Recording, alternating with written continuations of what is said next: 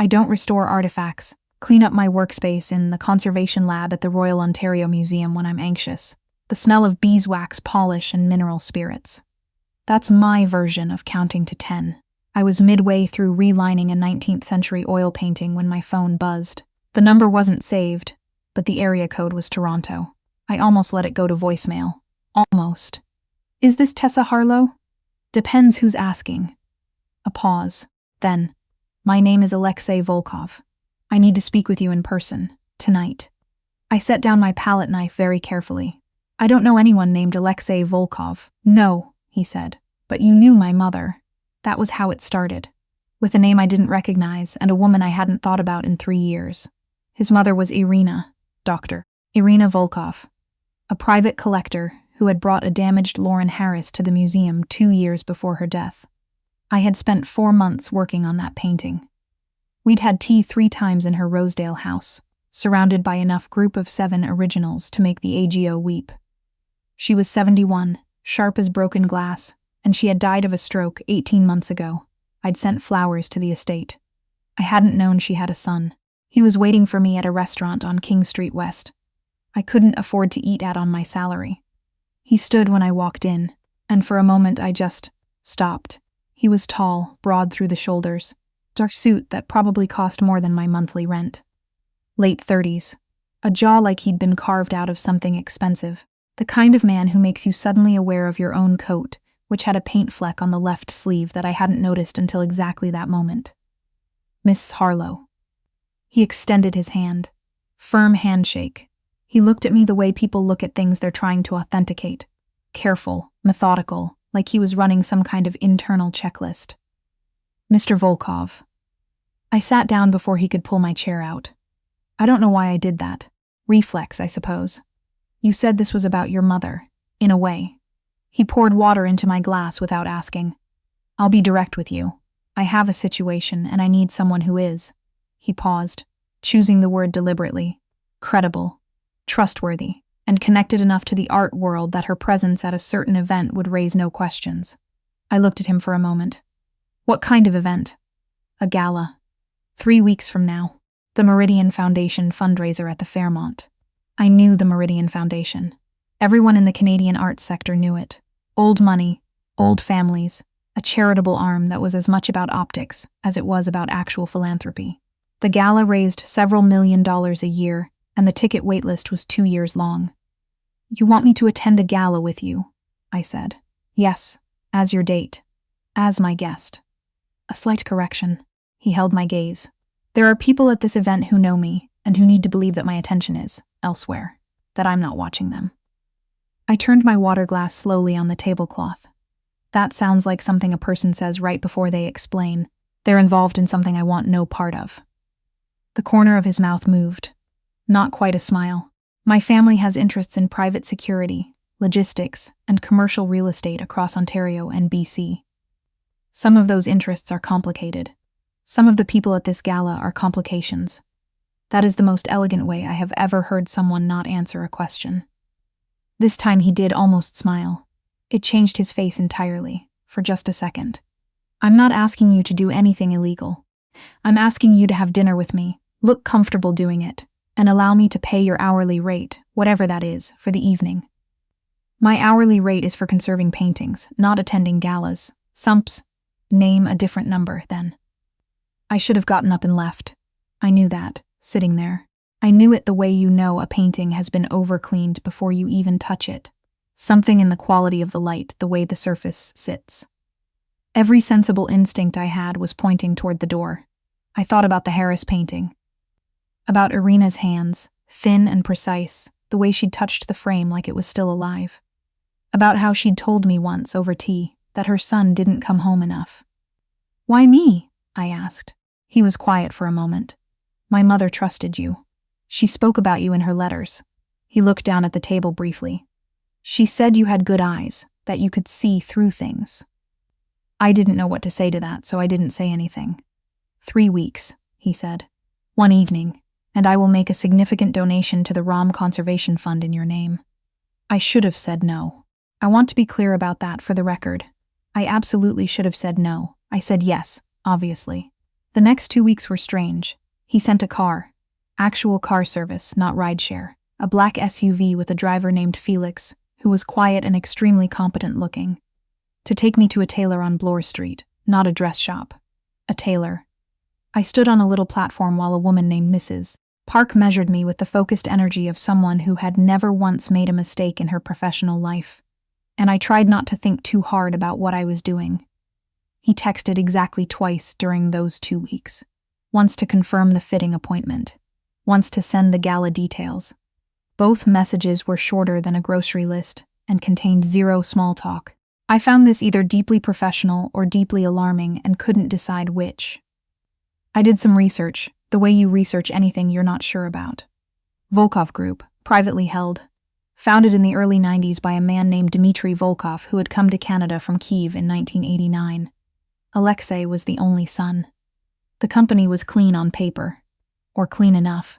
There were a few old articles in the Financial Post, dry language about acquisition disputes, and a court case from 2017 that had been settled out of court.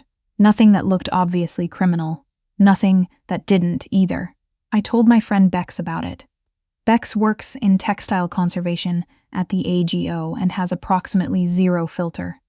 So you're basically going undercover for a crime lord, she said, eating her lunch with enthusiasm. He's not. There's no evidence he's a crime lord. There's no evidence he's not. That's not how evidence works, Bex, Tessa. She pointed her fork at me. He approached a stranger who knew his dead mother and offered to make a donation to her workplace in exchange for attending a party with him. That is not normal behavior. No, I agreed. It's not. She studied me. You already said yes, didn't you? Obviously. She sighed the way people sigh when they're not actually that surprised. Okay. We're finding you something to wear to the Fairmont. He's having something made. Bex put her fork down. Tessa, I know. I need you to be careful. I will. She looked at me for a long moment. Also text me every hour that night, or I'm calling the police. I promised I would. I set a repeating reminder on my phone. These are the kinds of precautions you take when your friend is sensible and loves you. He picked me up himself. No driver. He came to my building on College Street in a dark gray car, nothing ostentatious, and he got out to open the passenger door. He was in a black tuxedo and he looked like himself, just more so. I was wearing midnight blue, structured at the shoulder, floor length.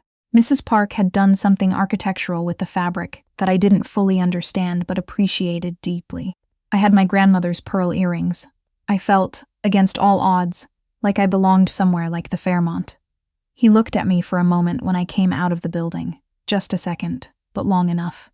You look well, he said. Thank you. I got into the car. You could have sent Felix. Felix has other responsibilities tonight, he said it neutrally. But something in the phrasing caught my attention. Other responsibilities. On the same night as this gala, I filed that away. In the car, he briefed me. You're a conservator at the ROM. We met at my mother's memorial. We've been seeing each other quietly for several months. You are cautious, private, you don't enjoy the social circuit, which is why this is your first public appearance with me. That last part is very easy to play, I said. The briefest pause. I know. That's why I chose it. I turned to look at him. He was watching the road. There are 3 people at this gala I need you to help me identify, he said. I'll point them out. I need you to tell me, from watching them, who they're actually talking to, who they're avoiding, whether their body language matches what they're saying. You want me to read them. You read paintings for a living.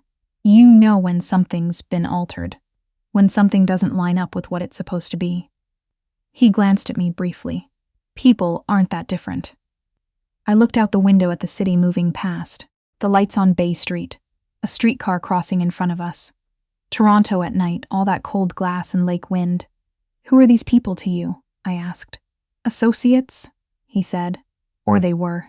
Someone in my circle has been moving money. Not mine. A trust that belongs to a charitable foundation my mother set up. About $340,000 over 18 months.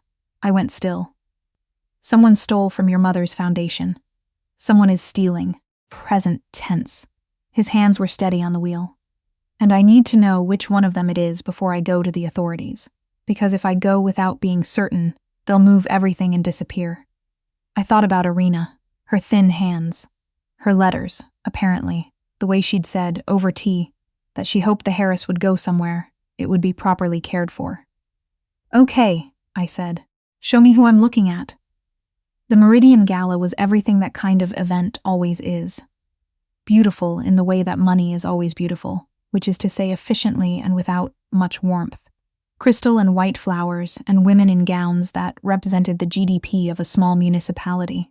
The Fairmont Ballroom was full of exactly the kind of people who get photographed for the society pages of Toronto life and look completely at ease doing it.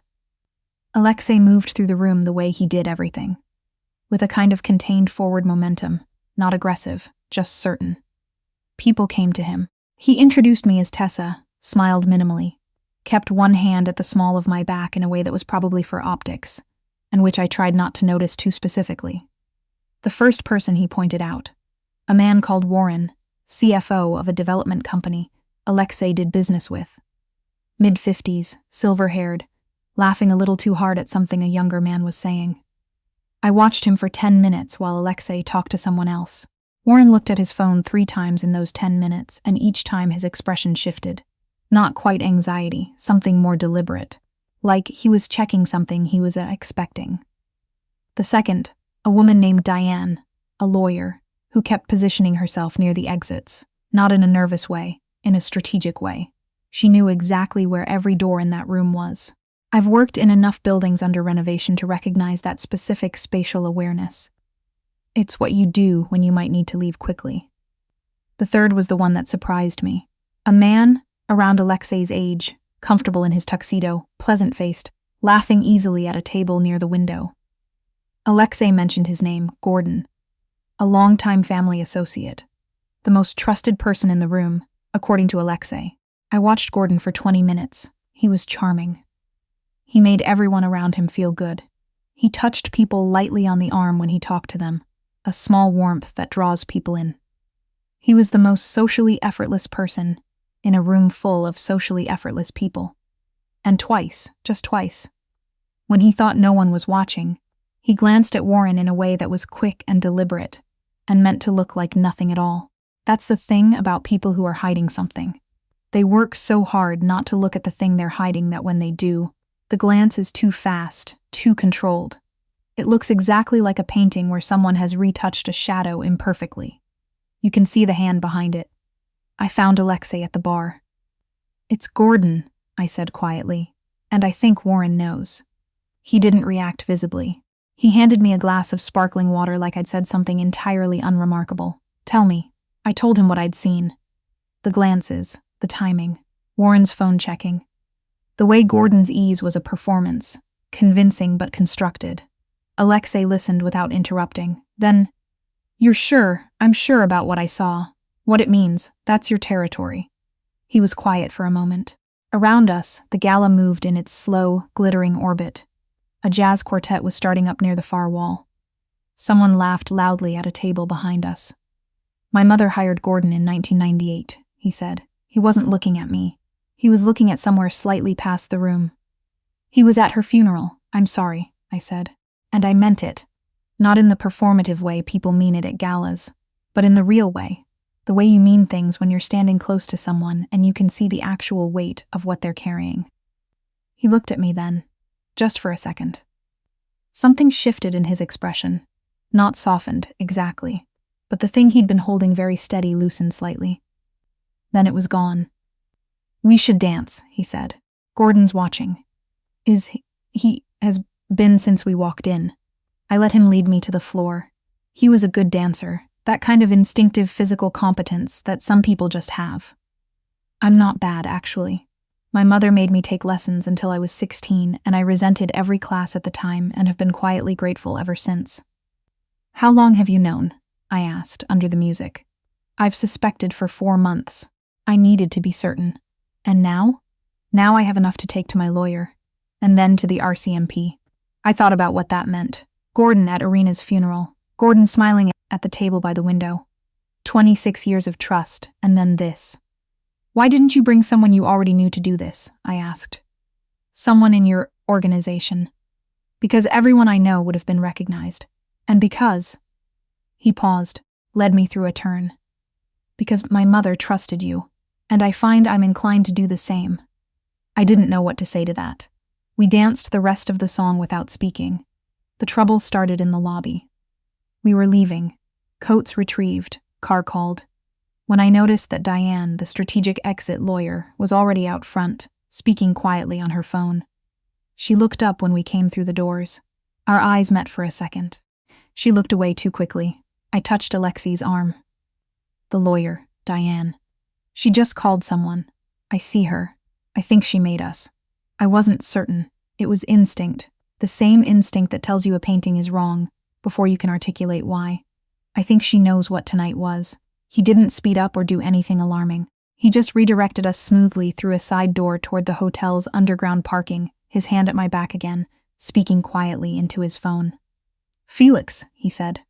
Change of plan. What followed was fine. It was fine. It was also one of the stranger hours of my life. Felix had a different car in the parking garage, and two men I hadn't met who were clearly the loyal, competent people working for Alexei that I'd wondered about.